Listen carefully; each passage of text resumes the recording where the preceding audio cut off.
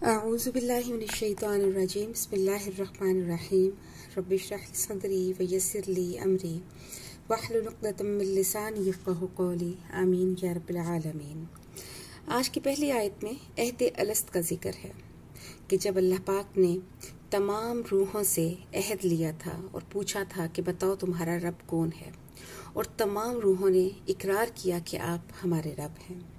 اللہ تعالیٰ نے حضرت آدم کو جب بنایا تو ان کی پشت سے ان کی تمام اولاد کو نکالا۔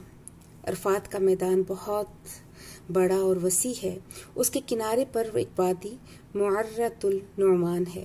اس وادی میں اللہ تعالیٰ نے حضرت آدم کی پیٹھ کی دائیں طرف اپنا ہاتھ پھیرا تو اصحاب الیمین چیونٹیوں کی طرح سامنے آ گئے، اور بائیں طرف ہاتھ پھیرا تو اصحاب الشمال چیونٹیوں کی طرح سامنے آ گئے۔ تو حضرت آدم نے پوچھا کہ پروردگار یہ کیا ہے؟ تو اللہ پاک نے فرمایا کہ تیری اولاد ہے۔ یہ عالم ارواح کا معاملہ ہے، اور اس وقت جب اللہ تعالیٰ نے تمام روحوں سے عہد لیا تھا تو تمام روحیں پوری طرح ہوش و حواس میں تھیں، اور یہ خود شعوری کے تحت انہوں نے اس عہد کو قبول کیا تھا، یعنی پورے ہوش و حواس میں یہ عہد ہوا۔ یہ خود شعوری روح کی بنیاد پر ہے جو صرف انسان کو حاصل ہے۔ روح جانور میں بھی ہوتی ہے، لیکن جانور میں خود شعوری نہیں ہوتی، اور اسی خود شعوری سے اللہ نے یہ عہد لیا، اور اسی وجہ سے ہم اللہ کے آگے جواب دہ بھی ہیں۔ جیسے سورہ مائدہ میں اللہ پاک نے کہا کہ اے اہل کتاب تمہارے پاس ہمارا بشیر اور نذیر آ گیا، کہ کہیں تم کہو کہ ہمارے پاس کوئی ڈرانے والا اور خوشخبری دینے والا نہیں آیا تھا، اور یہ تمام حجت تھی اہل کتاب پر۔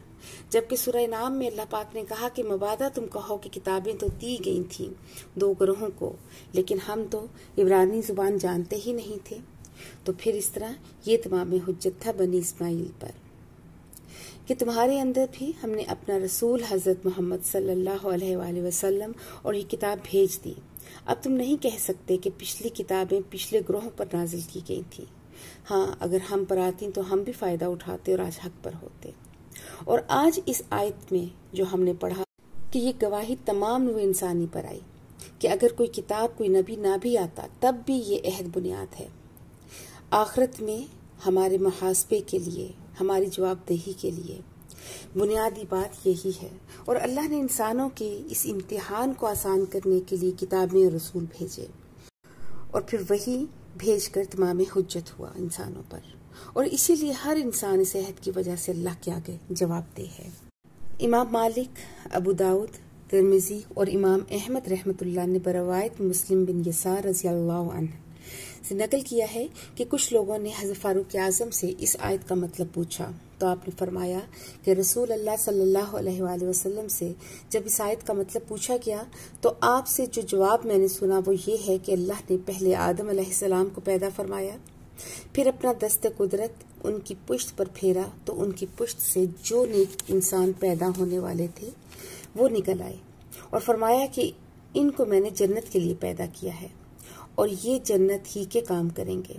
پھر دوسری مرتبہ ان کی پشت پر دست قدرت پھیرا تو جتنے گناہ گار بد کردار انسان ان کی نسل سے پیدا ہونے والے تھے ان کو نکال کر کھڑا کیا، اور فرمایا کہ ان کو میں نے دوزخ کے لیے پیدا کیا ہے اور یہ دوزخ میں جانے کے ہی کام کریں گے۔ تو صحابہ نے عرض کیا کہ یا رسول اللہ، جب پہلے سے ہی جنتی اور دوزخی متعین کر دیے گئے ہیں تو پھر عمل کس مقصد کے لیے کیا جائے؟ تو آپ نے فرمایا کہ جب اللہ تعالیٰ کسی کو جنت کے لیے پیدا فرماتے ہیں تو وہ اہل جنت ہی کے کام کرنے لگتا ہے، اس کے لیے وہ کام کرنا، وہ نیکیاں کرنا آسان ہو جاتا ہے، حتیٰ کہ یہاں تک کہ ان کا خاتمہ ایسے ہی کاموں پر ہوتا ہے جو کام اہل جنت کے ہوتے ہیں۔ اور جب کسی شخص کو اللہ نے دوزخ کے لیے بنایا ہو تو وہ دوزخ کے کام کرنا شروع کر دیتا ہے، اس کے لیے گناہ کرنے آسان ہو جاتے ہیں، اور یہاں تک کہ اس کا خاتمہ ایسے ہی کاموں پر ہوتا ہے جو اہل جہنم کے کام ہوتے ہیں۔ مطلب یہ کہ جب انسان کو معلوم نہیں کہ وہ کس طبقے میں داخل ہے، تو یہ جو دنیا کا ٹائم ہے یہ ہمارے لیے امتحان کی جگہ ہے۔ اللہ تعالیٰ نے یہاں پر ہمیں اختیار دے دیا ہے، تو اس کو ہمیں اپنی پوری توانائی، اپنی پوری قدرت اور اختیار کے ساتھ ہمیں اس وقت کو ایسے کاموں میں خرچ کرنا چاہیے جو اہل جنت کے کام ہیں، اور یہی امید رکھنی چاہیے کہ وہ इन्हीं में से होगा। तो अल्लाह पाक ने फरमाया व इज़ अख़ज़ रब्बुका, और जब लिया तेरे रब ने मिन बनी आदम से, यानी कि जब हज़रत आदम अलैहिस्सलाम की औलाद से अल्लाह ताला ने अहद लिया, मिन ज़ुहूरिहिम ज़ुर्रियतहुम, उनकी पुश्तों से उनकी औलाद को निकाल कर, व अशहदहुम अला अनफुसिहिम, और गवाह बनाया उनको उनकी जानों पर। और फिर फरमाया अलस्तु बिरब्बिकुम, कि क्या मैं तुम्हारा रब नहीं हूँ? क़ालू बला, तो उन तमाम रूहों ने कहा कि हाँ ज़रूर आप ही हमारे रब हैं। अज़ल में आलम मिसाल और आलम अरवाह में अल्लाह ताला ने तमाम रूहों से वादा लिया था, और एक वादा अल्लाह ताला ने तमाम पैगंबरों से भी लिया था, कि जो हमने तीसरे पारे में पढ़ा कि जब अल्लाह ताला ने अपने नबियों से पुख्ता अहद लिया कि जब मैंने तुमको किताब और हिकमत दे दी, और फिर आया तुम्हारे पास एक रसूल तस्दीक करने वाला उसकी जो तुम्हारे पास है, तो अलबत्ता तुम ज़रूर उस पर ईमान लाओगे और अलबत्ता ज़रूर उसकी मदद करोगे। तो आखिरी नबी की मदद करना भी हम सब के और तमाम अंबिया के फरीज़े में शामिल था। तो ये दो अहद लिए गए थे। शाहिदना, तो हम गवाही देते हैं कि हमने ये वादा कर लिया कि आप हमारे रब हैं। तो अल्लाह ताला फरमाते हैं कि हमने ये वादा क्यों लिया कि अन तक़ूलू यौमल क़ियामती, ताकि तुम ना कहो कि क़यामत वाले दिन इन्ना कुन्ना, कि बेशक हम थे अन हाज़ा गाफिलीन, इससे बेखबर, यानी हमें मालूम ही नहीं था कि आप हमारे रब हैं। औ तक़ूलू, या ये कहो कि इन्नमा अशरका, कि पुख्ता बात है कि शिर्क किया आबाउना मिन क़ब्लु, हमारे बाप दादा ने इससे पहले, वकुन्ना, और थे हम ज़ुर्रियतम मिन बअदिहिम, और हम तो उनकी बाद की औलाद में से थे, कि हम उनके नक्शे कदम पर चलते रहे और हमें तो अपने रब के बारे में मालूम ही नहीं था। अफतुहलिकुना बिमा फ़अलल मुब्तिलून, क्या बस आप हमें हलाक करेंगे इस कार्रवाई की वजह से जो बातिल परस्तों ने की, यानी जो हमारे आबा अजदाद गुनाह कर गए, हमें अपने नक्शे कदम पर चला गए, तो क्या इस वजह से आप हमें हलाकत में डाल देंगे?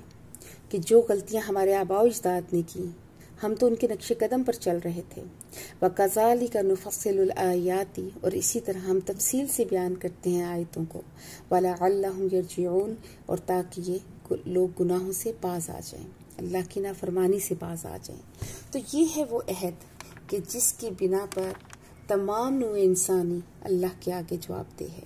अगरचे ना भी कोई नबी आता, ना भी कोई किताब आती, तो भी हम अल्लाह को जवाबदेह थे अपने इस अहद की वजह से।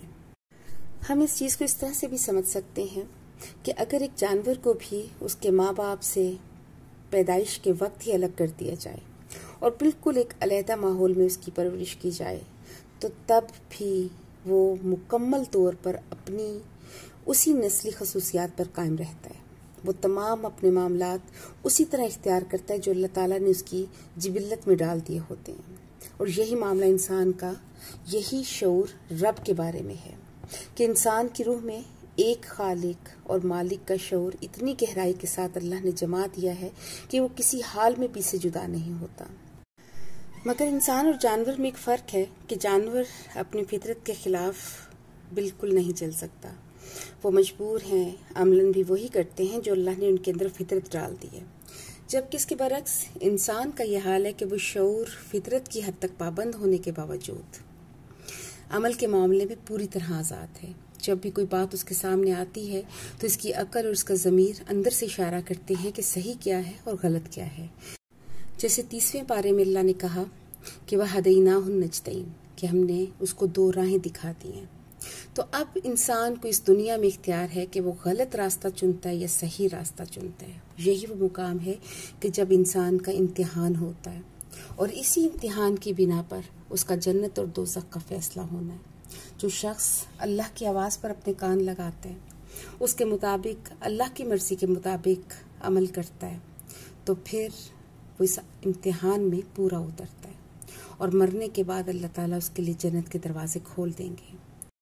मगर इसके बरक्स वो शख्स जो अपनी फितरत की आवाज़ को इग्नोर कर देता है, वो अल्लाह की आवाज़ को नज़रअंदाज कर देता है, तो वो अल्लाह की नज़र में मुजरिम है और वो मरने के बाद जहन्नुम में डाल दिया जाएगा। अब हमें ये देखना है कि हमारी ज़िंदगी किस तरह से गुजर रही है। کیا ہمارے لیے جنت کے کام کرنے آسان ہیں یا دوزخ کے کام کرنے آسان ہیں؟ کیا ہم حرام کو آرام سے اپنا لیتے ہیں؟ ہمارا ضمیر ہمیں ملامت نہیں کرتا؟ کیا ہمیں نیکی کر کے زیادہ خوشی حاصل ہوتی ہے؟ ہم کس مزاج کے ہیں؟ ہمیں اپنے اندر جھانکنے کی ضرورت ہے۔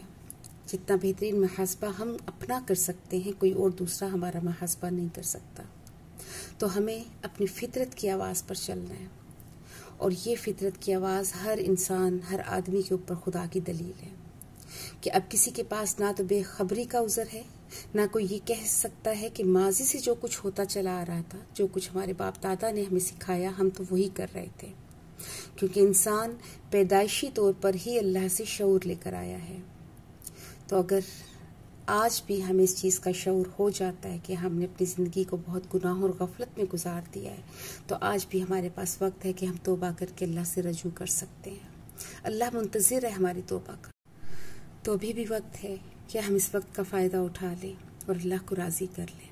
اللہ پاک سے دعا ہے کہ اللہ پاک ہمیں اپنے باپ آدم کی سنت پر چلنے کی توفیق دے کہ ہم سے جو غلطیاں ہو گئی ہیں ان پر ہم اکڑنے کے بجائے ہم فوراً ان غلطیوں کا اقرار کرتے ہوئے اللہ سے رجوع کریں اور اللہ کو راضی کر لیں۔